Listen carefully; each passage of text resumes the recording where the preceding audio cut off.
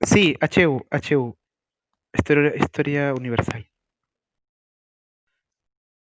Bueno, como les decía, vamos a arrancar con la clase de hoy. Que miren, la verdad, la verdad de las cosas, es un tema bien, pero bien complejo, bien extenso. De esto tranquilamente podemos hablar 5 horas, ustedes de las cuales se van a dar cuenta de que es extenso. Se han escrito miles de libros, bueno, no sé si miles, bueno, cientos de libros. eh, es un tema extensísimo, extensísimo y muy complejo. Pero lo que ustedes ya se han podido dar cuenta, pues ya estamos mucho tiempo en estas clases virtuales, es que yo, más allá de darte una fecha, más allá de darte un concepto simple, yo lo que trato de hacer es que tú entiendas el proceso. Si tú ya te has podido dar cuenta de esto. Porque la información en algunos temas es demasiada, a tal punto que llega a ser hasta abrumadora. Sí, Otalo. Bueno, en la batalla de Trafalgar, el general Enzo del año 1984, 1880, 1821, según la quinta caballería de la cuarta coalición, o sea, es muy, muy complejo. Si yo te lo en esos términos, de repente por ahí te pierdes a la segunda palabra, pero es normal porque a todos nos pasa. Entonces, como yo te expliqué, no sé si te expliqué, bueno, o no, no sé si les expliqué a ustedes específicamente, pero eh, yo no trato de darte información porque sí, porque información está en el libro, información está en todos lados, como yo siempre te digo. ¿Qué es lo recomendable para las clases? Por lo menos en mis cursos, que entiendas el proceso. Lo más importante es que entiendas el proceso. Luego ya se complementa con la información. Y a lo que voy es que el día de hoy, como es un tema tan extenso, lo voy a tratar de hacer eh, simplificadamente, de una manera sintetizada para que tú entiendas el proceso. Eso es lo más importante, entender el proceso. Yo no quiero que te aprendas cuántos murieron en la batalla de Trafalgar del año 1800, no. Eh, yo lo que quiero que sepas es el proceso por el cual se llevó esto, cuáles fueron sus causas y qué importancia tuvo para la sociedad occidental o qué repercusiones tuvo y cuál es tu opinión al respecto. Eso es lo más importante de todas las clases. Tú ya te has podido dar cuenta de eso porque yo sé que es un joven, una jovencita muy inteligente. Entonces, a eso es lo que yo apunto. Y esta vez no va a ser la excepción. Entonces, si tú ves que yo a veces simplifico mucho las cosas, es porque realmente así es mejor, porque lo puedes entender mucho mejor. Y además que en un corto tiempo no se puede abarcar todo este tema. Incluso estando en clases presenciales de 2 horas sería muy poco tiempo, es un tema muy extenso porque vamos a ver un tema que normalmente se estudiaría pues en 2 clases, hasta en 3 clases. Yo lo haría en 4 clases, porque solamente hablar de Napoleón, este tipo que ustedes ven acá medio enojado, solo hablar de este tipo, ya te puede hacer me puede hacer una conferencia de 5 horas. Y hay gente que sabe mucho más que yo que te hace una conferencia pues de un mes. Hay libros enteros, hay tomos, hay películas, hay series, hay una ciencia alrededor de Napoleón Bonaparte. Solamente con eso ya se puede hacer mucho. Así que espero que entiendas eso y espero que entiendas que las veces cuando yo trato de simplificarlo mucho. No es para, no es porque de repente lo haga para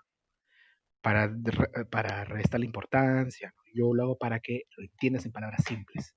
Y espero que ahora no sea la excepción. Entonces, dicho esto, vamos a comenzar a hablar de este pequeño ser que ustedes ven aquí en la imagen. Este ser es Napoleón Bonaparte.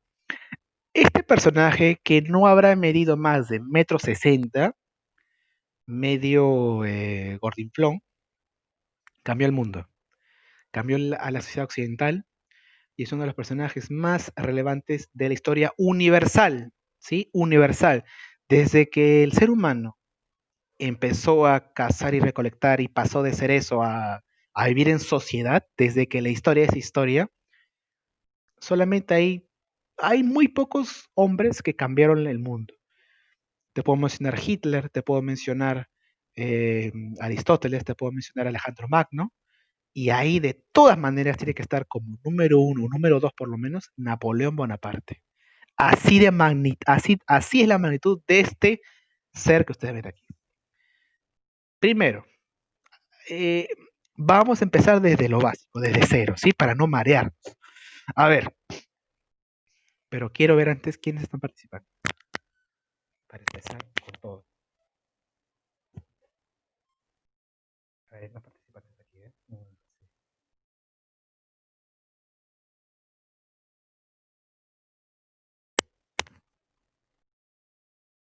Listo.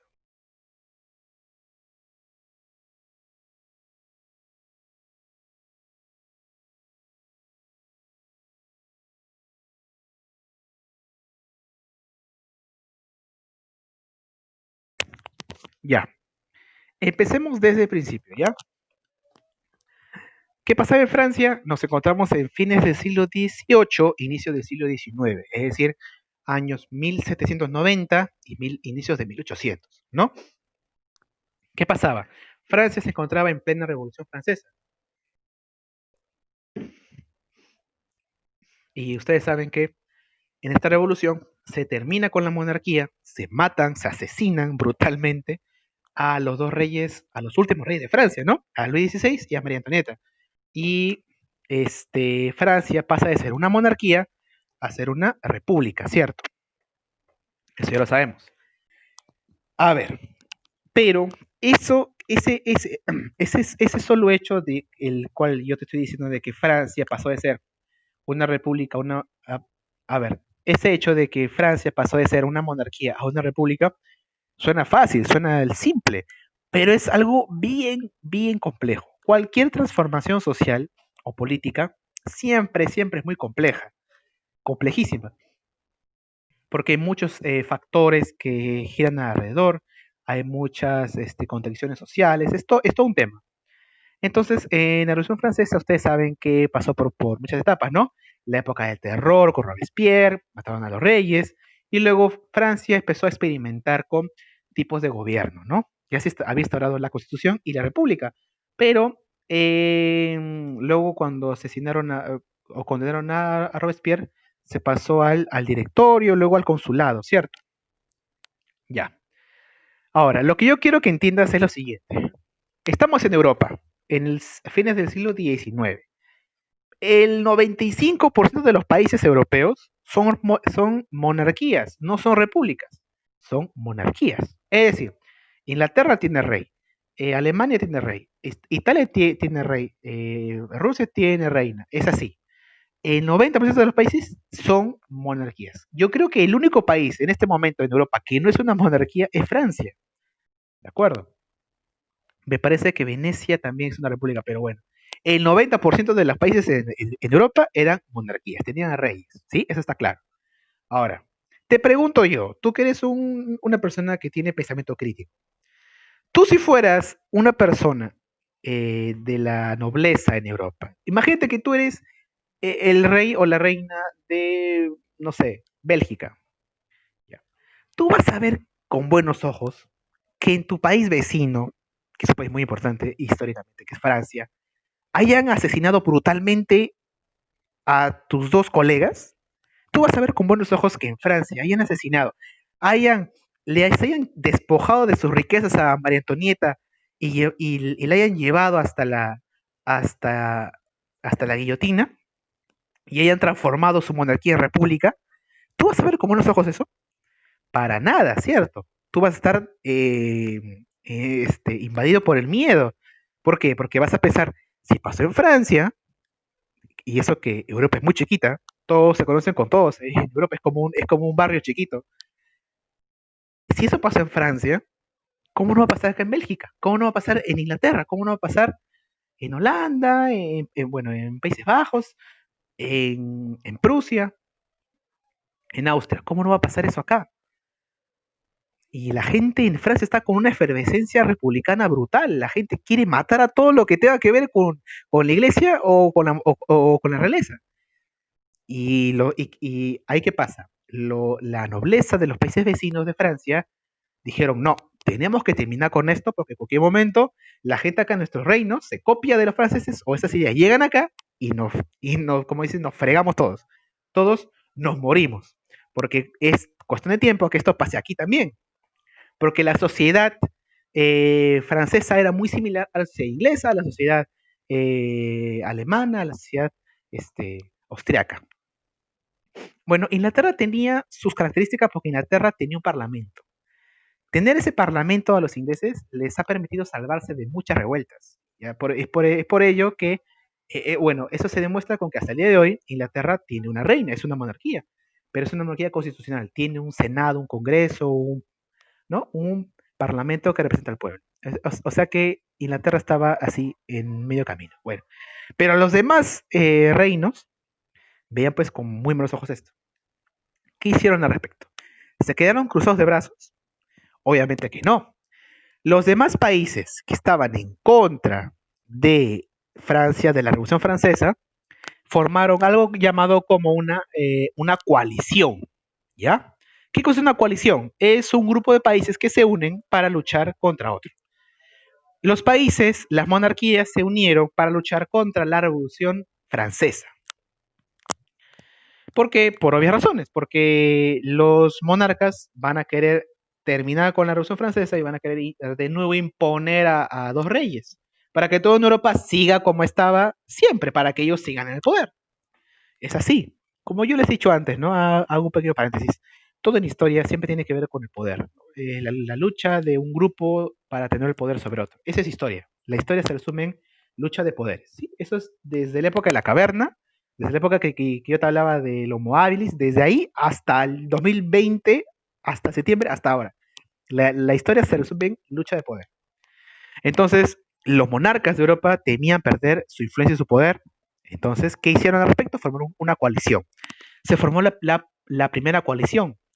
Inglaterra, el imperio austriaco, las ciudades del sur de Italia y la dinastía Habsburgo y regiones de Alemania hicieron una coalición, se formaron para luchar contra Francia. Ahora, tú pensarás, a ver, si todos los países vecinos se han unido para terminar con Francia, y en ese momento Francia estaba en una revolución, la gente se estaba matando entre franceses, como ya te mostré la clase anterior. Francia tenía, si lo ponemos así, Francia tenía entonces sus horas contadas, ¿no? Llegan los ingleses, llegan los austriacos y ya está, se acabó la revolución. ¿Qué pasó? De no ser por este gordiflón, de no ser por este tipo, la revolución francesa se hubiera terminado 10 años antes. ¿Por qué? Porque este tipo, Napoleón Bonaparte, fue el general de las Fuerzas Armadas de Francia. Y Napoleón, en términos sencillos, como yo quiero expresarme siempre, ¿qué dijo? Ah, ya, o sea que los países vecinos nos van a invadir, no se preocupen. Yo, este pechito, lo va a defender. Yo solito me voy a enfrentar a todos los rivales de Francia. ¿Qué hizo Napoleón Bonaparte? Dijo, continúen con la República, continúen con todo eso en Francia. Yo me encargo de la invasión extranjera. Napoleón como general fue un crack, fue un genio en todos los sentidos de la palabra, ¿sí? A ver, dijo, ¿el principal enemigo quién es? Ya, se han aliado los Países Bajos, las repúblicas de Italia, que en esa época Italia eran varias repúblicas. Ya, pero ¿quién es el más importante de acá? ¿Quién es el más? Inglaterra. Inglaterra tiene control del mar. Entonces, ¿qué hizo Napoleón? Napoleón, como era un genio brutal, dijo, yo no voy a atacar de frente uno contra uno a Inglaterra, porque yo voy a perder. ¿Qué hizo? Napoleón pensó, ¿quiénes son las colonias de Inglaterra? Bueno, Inglaterra tenía muchas colonias en ese momento, como ustedes ya lo sabrán. Una de ellas era Egipto. Inglaterra controlaba un canal conocido como el Canal de Suez. Entonces, Napoleón sabía que en ese canal que estaba entre Egipto y el mar Mediterráneo, estaba en control de los ingleses. Entonces, Napoleón sabía que si tomaba el control de ese canal, Inglaterra se quedaba sin armamento, sin provisiones y sin recursos que venían desde el otro lado del océano. Así que, ¿qué hizo Napoleón? Fue hasta Egipto y bloqueó el canal de Suez. Y quiso apoyar a la población egipcia para que busque su independencia de Inglaterra. Él era muy astuto, él era muy, era un genio, así decir, era un genio, ¿sí? Por todo lo que hizo. Y él quiso poner en contra a las propias colonias de Inglaterra contra los ingleses, ¿de acuerdo? Así que Napoleón estuvo en Egipto por mucho tiempo y luego ya vamos a hablar de ello. La cuestión cuál es, que a pesar de las idas y venidas, Napoleón triunfa frente a la primera coalición. Entonces, como Napoleón había ganado mucha popularidad en sus campañas de Egipto y luego fue hasta Italia, en Francia lo veían a Napoleón como un dios. Tú sabes que en momentos de crisis, en momentos de, de guerra, cualquier general o cualquier persona que hace una victoria en tiempos de crisis es un dios, ¿no? Eso lo pueden ver ustedes siempre. Cuando, por ejemplo, yo recuerdo en el 2007, cuando Perú, la selección peruana de fútbol, un ejemplo muy tonto que les doy, pero cuando la selección de fútbol no ganaba nada, es decir, estaba prácticamente último en Sudamérica, la gente ya no le importaba el fútbol, ¿no? Veía vóley y otros deportes. En ese año, en ese momento, la sub-17 logró ir a un mundial. Entonces, la gente en ese momento le pareció algo excelente, le pareció genial porque estaban en crisis futbolística. Entonces, ante la crisis, ese pequeño incentivo, la gente lo levantó, lo exacerbó, ¿cierto? Ahora, si ocurre eso de nuevo, si la sub-17 vuelve a clasificar, también la gente que le gusta el fútbol, ¿no? Se identificaría, pero ya no como en ese momento. Es un ejemplo que yo te quiero, más o menos para que entiendas que en momento de crisis, una victoria, por más pequeña que sea, es significativa, alza a la gente. Ahora, eso súmale que Napoleón era un genio y había enfrentado solito con su ejército a, a sus enemigos, a Inglaterra y a Italia solito. Napoleón siempre decía, Napoleón dejaba frases, pero geniales. Napoleón decía, eh, no importa si yo tengo un ejército menor al tuyo, eh, un ejército de leones comandado por una oveja va a perder en 1000 batallas, pero un ejército de ovejas comandado por un león va a ganar en 1000 batallas. Él se sentía el león, él se sentía que con su ejército él podía vencer a cualquiera, porque él se sentía como un león. ¿Qué pasa? Con la popularidad llega al poder, es nombrado cónsul en Francia y como cónsul en Francia hace muchas reformas, como cuáles la centralización de los departamentos, Francia se divide en departamentos, mejora, hace una reforma significativa en la reforma en educación, en las universidades, crea la Universidad de Francia y crea el Banco Francés. Pero lo más importante, el Banco Francés es como el Banco Central de la República de acá, es lo mismo, ¿ya? Lo más importante de las reformas de Napoleón es el Código Civil, ¿de acuerdo? Ese es su máximo legado. Su Código Civil, hecho por Napoleón, propuesto por él, va a significar un gran cambio para la sociedad francesa. Va a poner un marco de ley a todos los ciudadanos franceses, ¿no? Lo que tanto se buscaba en la Revolución. Y ese Código Civil francés, inspirado por Napoleón, conocido como el Código Napoleónico, va a inspirar en un futuro a muchas constituciones que se van a formar en los nuevos países. Así de importante va a ser. A ver, quiero ver quiénes están participando para que todos ingresen. Ya, todo está bien. Ya, entonces, como les decía, Napoleón es nombrado cónsul y como cónsul hace muchas reformas y todo lo que era Francia hasta ese momento, Napoleón, por así decirlo, la reforma, le cambia la cara, mejora el sistema político, económico, creando un banco central, ¿no? Y también hace nuevas obras de caminos, porque los caminos en la guerra son muy útiles. Y bueno, Napoleón gana mucho en popularidad. Rápidamente la gente francesa pues ve a Napoleón como su líder.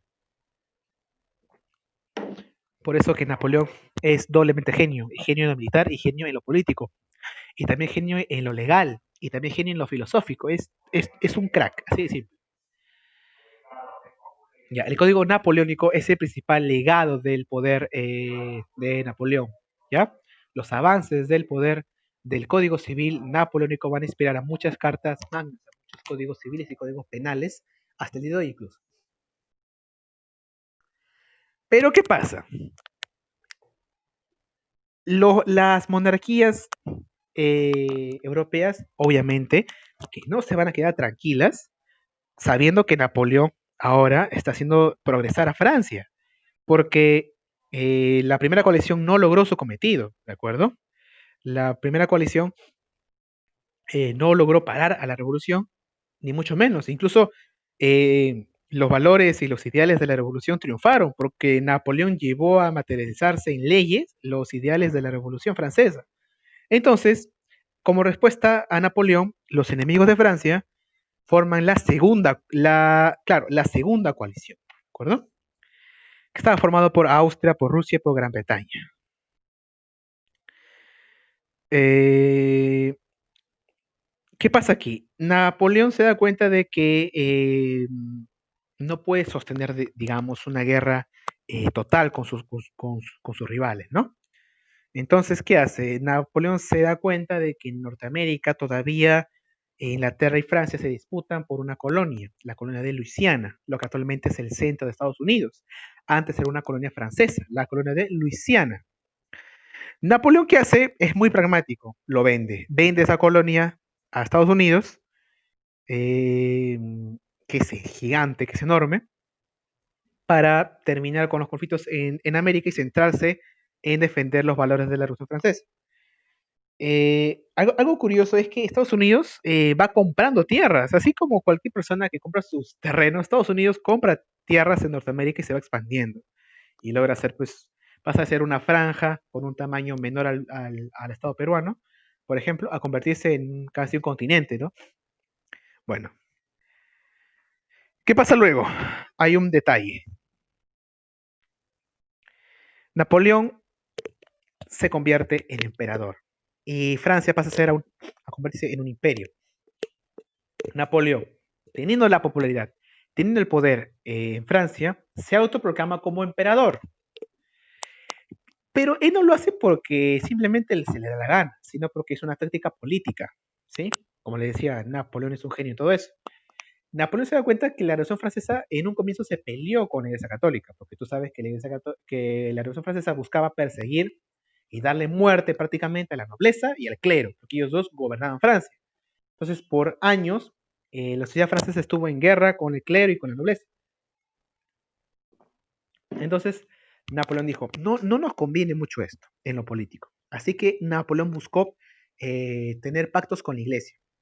¿Y qué mejor manera de tener un pacto con la iglesia que invitar al mismo Papa, León X, a la Catedral de Notre Dame en París para que se haga un armisticio, para que finalmente se logre, ¿no? Una concordancia, una paz entre, entre Napoleón, entre Francia, el Estado francés y la Iglesia, ¿no? Así que en el año 1804 hacen este pacto y envían al Papa, que es Pío V, sexto, séptimo, Pío VII, perdón, lo envían a la Catedral de Francia y le invitan a la ceremonia de condecoración a Napoleón como monarca, como emperador. Increíble, ¿no? Habían luchado tanto los franceses para terminar con sus reyes para que vuelvan a estar con reyes, ¿no? Pero Napoleón siempre dijo, yo no soy rey, yo soy emperador. Y él siempre se puso por delante de eso. Y un detalle curioso, prácticamente Napoleón se burló en la cara del Papa. ¿Por qué? Porque lo invita desde Roma, desde el Vaticano, lo invita hasta París, a la Catedral de Notre Dame, lo invita a sentarse, lo invita a la ceremonia, hacen la misa y todo eso, bien, pero a la hora de que el Papa tradicionalmente le dé la corona, porque tradicionalmente, ¿cómo condecoraba el Papa a un rey? El Papa bendecía la corona, hacía una misa y con sus manos le ponía la corona al nuevo rey, el Papa y lo bendecía porque es una representación de que como el Papa representa a Dios, Dios le está poniendo la corona a ese rey para que gobierne el pueblo, ¿no? Pero ¿qué hizo Napoleón en esta ceremonia? Napoleón esperó a que se terminara la misa, bendijo la corona del Papa, y el Papa, a la hora de darle la corona en la cabeza, de ponerle la corona en la cabeza a Napoleón, Napoleón alzó los brazos, le quitó la corona y Napoleón él mismo se puso la corona en su cabeza. Esto como un símbolo de que, hey, Dios no me está poniendo la corona, hey, ustedes no me están poniendo la corona, la iglesia me está poniendo, yo me toco como este, emperador. Eso fue como un símbolo, como una señal de lo que ya se venía. Como emperador, Napoleón sufrió la tercera coalición. Para esto, el Imperio francés ya había ganado algunos adeptos. El Imperio francés ya tenía como suyos a los españoles y en el este habían conquistado a Bélgica y a los Países Bajos, ¿no? Como aquí se ve en el mapa. Y en lo que ahora es Alemania, antes eran unos estados, ¿no? Estado de Baviera, estado de Sajonia, conformó un estado que sea pro-francés, ahí Napoleón, y formó la Confederación de Rin.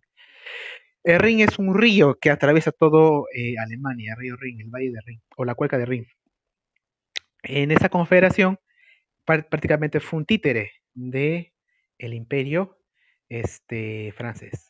Prácticamente lo puso como un tapón para bloquear para que haya un bloqueo entre Prusia y Francia, ¿no? Para que no exista una comunicación. En la tercera coalición, Napoleón tiene problemas, porque se da la famosa batalla de Trafalgar, donde participa España también. Inglaterra y Francia participan en esa batalla contra Francia, ¿no?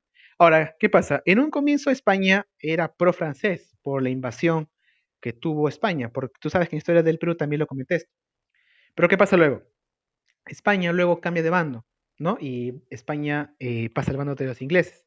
Y en ese contexto se da la batalla de Trafalgar.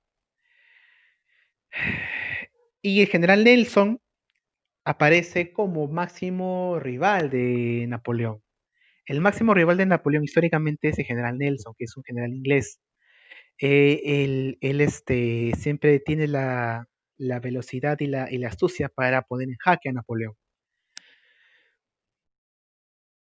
Pero esto quedó como simplemente un pacto, ¿no? La tercera coalición no tuvo grandes avances. Se formó luego la cuarta coalición, ¿no? Donde Rusia y Prusia se unen para terminar, pues, con el gobierno de la conferencia de Ring. Pero para esto, Francia busca tener injerencia en el Gran Ducado de Varsovia, de lo que es Polonia. Tampoco logran terminar con Napoleón Bonaparte. Luego llega la quinta coalición y aquí llegan los problemas, empiezan los problemas para Napoleón. Porque en la sexta coalición que se forma, en el cual estaba Rusia, Reino Unido, España y Portugal, Napoleón comete un error táctico. Miren, en las coaliciones anteriores, Napoleón había resistido de una manera prácticamente heroica. Francia se había resistido ante todos sus enemigos. Si no fuera por Napoleón, Francia se hubiera sido invadida 10 años antes. Así fue la resistencia de Napoleón. Pero ¿qué pasa? En la sexta coalición, Napoleón se da cuenta de que Rusia busca ganar poder en el este, en el Ducado de Varsovia. Entonces, eh,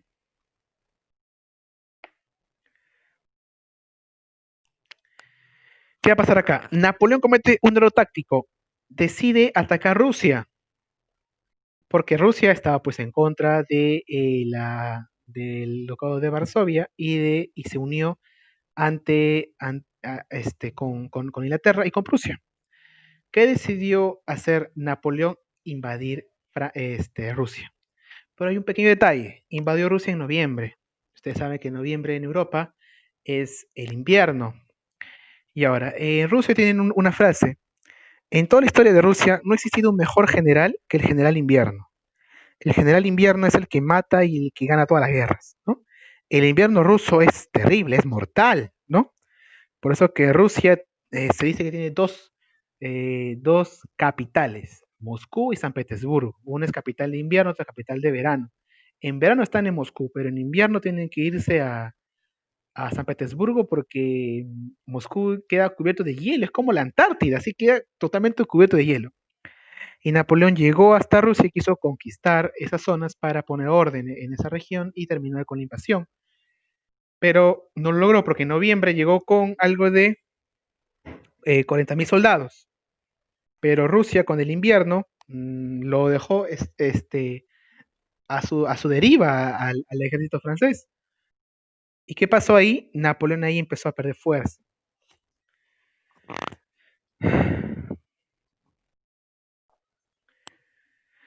Entonces Napoleón se da cuenta de que ya no puede resistir más la coalición. Entonces, ¿qué pasa? Napoleón escapa y se va hasta una isla, la isla de Elba. Y luego, ¿qué hace? Austria-Rusia y Prusia forman un congreso conocido como el Congreso de Viena, ¿de acuerdo? El Congreso de Viena.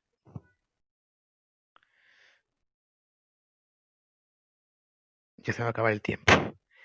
El Congreso de Viena, ¿para qué? Para terminar con todas las conquistas de Napoleón, ¿de acuerdo? El Congreso de Viena se forma con la idea de restablecer los mapas europeos, de restablecer las conquistas. ¿Por qué? Porque Napoleón con su ejército había conquistado el norte de Europa, había conquistado Bélgica, había conquistado los Países Bajos, las ciudades italianas. Es decir, en ese congreso se juntan las potencias para devolver las repúblicas y restablecer a los países como estaban antes de las invasiones de Napoleón. Mientras tanto, eh, Napoleón es recluido en la isla de Elba, ¿sí? Pero luego decide volver al enterarse de que se está formando un congreso y se está formando una nueva coalición, la última, que es la séptima. ¿Qué pasa? Napoleón retorna a Francia y tiene un nuevo gobierno. Y ese gobierno se conoce como el gobierno de los 100 días. Y decide invadir Bélgica para terminar con la soberanía y terminar con el problema de los ingleses. Inglaterra tenía mucho poder en Bélgica y Bélgica se estaba pues viendo enfrentada entre dos potencias. Bélgica históricamente siempre se ha visto en medio de todas las guerras, ¿no? Porque tiene la mala suerte Bélgica de encontrarse en el medio de Francia, Alemania e Inglaterra, ¿no? Ahí al medio está Bélgica. Es como Bélgica es como ese niño que se sienta al medio de dos niños que se están peleando y atrás hay otro que se pelea. Así es Bélgica en la historia. ¿Qué pasa? Llega el más grande rival de Napoleón, Nelson, y lo vence en la batalla de Waterloo, esta batalla famosa en la cual Napoleón es derrotado. Imagínense cuán grande fue Napoleón que nunca había sido derrotado. Para resumir todo esto, Napoleón se va al exilio en la isla de Santa Elena y finalmente muere 5 años después, en el año 1815. ¿Qué pasa? El Congreso de Viena continúa y se forma y se busca restablecer las antiguas fronteras que existían antes de las invasiones las invasiones napoleónicas. Para esto se forma la Santa Alianza, que es muy importante. ¿En qué consistía la Santa Alianza? Era una alianza militar conformada por Austria, Prusia y Rusia, en las cuales se formaron para, según sus propios términos, defender la Iglesia Católica, defender las monarquías e impedir que se vuelva a ocurrir algo parecido a una Revolución Francesa. Entonces, acá lo más importante que es, chicos, que la monarquía al final ganó. Las monarquías, las 7 coaliciones, quisieron tambalear a Francia y finalmente Napoleón perdió en Waterloo ¿no? Las monarquías ganaron a Napoleón al final. Napoleón no pudo solo contra todas las monarquías europeas. Este periodo fue prácticamente Napoleón contra Europa. Así de simple. Napoleón solito contra toda Europa. Y aún así estuvo prácticamente 8 años. ¿Ah? Su error, ¿cuál fue? Que en la segunda coalición decidió invadir Rusia. Luego llegaron la tercera con el predominio de Inglaterra y el general Enzo, y lo hizo pues retroceder. Finalmente fue vencido en la batalla de Waterloo y fue exiliado en la isla de Santa Helena. Luego de esto se formó la Santa Alianza. ¿Qué buscaba la Santa Alianza? Defender las monarquías europeas, como yo te dije en un principio. Defender la Iglesia Católica, como te dije en un principio. Ahora, la cosa es lo siguiente, lo más importante que es. Entonces, si Napoleón perdió, si la Revolución Francesa perdió, por así decirlo.